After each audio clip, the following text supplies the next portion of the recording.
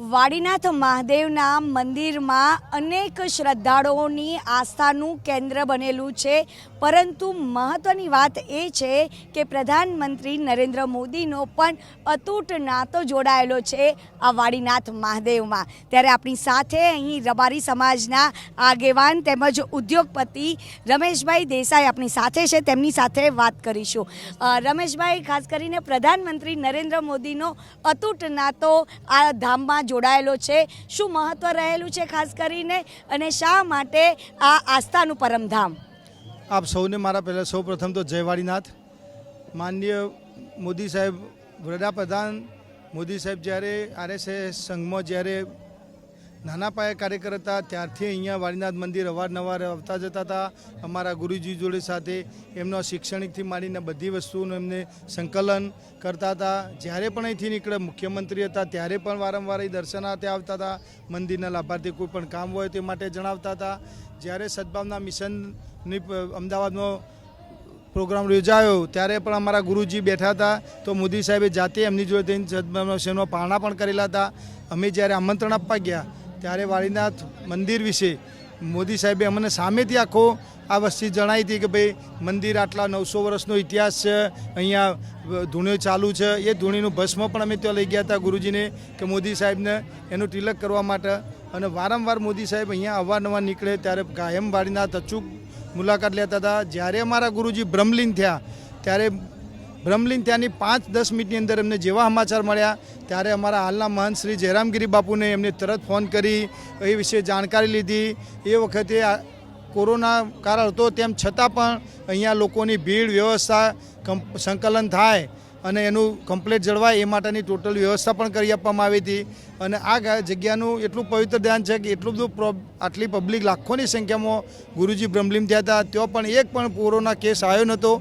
તે સમયના DGP doctor પાર્થિવ ગોયલ સાહેબ હતા, એમને મને બોલાવી અને જાતે એવું કીધું હતું કે માન્ય વડાપ્રધાન સાહેબે એવું કીધું હતું કે આ જગ્યાનું તપ છે, કોઈને તકલીફ કશી જ નહીં પડે। અને ખરેખર એવું થયું હતું કે કોઈને પણ અહીંયા હજારો લાખોની સંખ્યામાં લોકો આવ્યા હતા તો પણ તકલીફ નથી પડી। અને માન્ય વડાપ્રધાન સાહેબ આ જગ્યા પર વારંવાર અવારનવાર અહીંયા આગળ જ્યારે પણ આ મંદિરની જગ્યાનું કોઈ પણ ડેવલપમેન્ટનું કામ હોય, આ મંદિરની સંસ્થાનું શૈક્ષણિક સંસ્થા ચલાવતા હોય, એ બધાના કામમાં પોતે અંગત રસ લઈ અને એમને બધું પૂર્ણ કરી છે। આ સંસ્થાની જે કન્યા કેળવણી છાત્રાલય ગાંધીનગર ચાલે છે એ માનનીય વડાપ્રધાન સાહેબે એની જગ્યા પણ આપી છે ગાંધીનગરમાં, જ્યાં આગળ બલદેવગીરી બાપુ ચેરિટેબલ ટ્રસ્ટ ગોપાલક કન્યા છાત્રાલય ચાલે છે ગાંધીનગર। એ પણ જગ્યા ગુરુજીને માનનીય વડાપ્રધાન સાહેબની પ્રેરણાથી મળી છે। અને અમારા ગુરુજી 1964માં પુસ્તક પરબ ચાલુ કરેલું અને મોદી સાહેબ એ બધી વાતથી જાણતા હતા, એટલે પીએમ સાહેબે એમને જાણતા હતા, એટલે શૈક્ષણિક સંસ્થાઓ બનાવવા માટે જેટલી પણ વસ્તુ જોઈતી હોય, મંદિરના કામ માટે આસ્થાનું કેન્દ્ર છે, 900 વર્ષ જૂનું મંદિર છે, પણ એના મંદિર સાથે શૈક્ષણિક અને જે પણ કામ કરવાનું એમાં કાયમી સહયોગ પણ એમનો બની રહેલો છે। અને 22મી તારીખે ખુદ પ્રધાનમંત્રી નરેન્દ્ર મોદીના હસ્તે અહીંયા આગળ જે શિવલિંગ છે તેની પ્રાણ પ્રતિષ્ઠા મહોત્સવ થશે। હા, 22 તારીખે માનનીય વડાપ્રધાન શ્રી અહીંયા આવી રહ્યા છે, એમના હસ્તે અહીં મંદિરની પ્રાણ પ્રતિષ્ઠા થવા જઈ રહી છે। લાખોની સંખ્યામાં અમારા સમાજ તથા અન્ય સમાજો અહીંયા આજુબાજુમાં, એવું નથી કે અમારો સમાજ એકલો જ, રબારી સમાજ નહીં, અન્ય તમામ સમાજો પણ અહીંયા ગુરુગાદી દર્શન કરવા આવે છે। આ જગ્યા 900 વર્ષથી પૌરાણિક જગ્યા છે, એટલે અહીંયા આગળ એ સમયનો અનેરો ઉત્સાહ છે।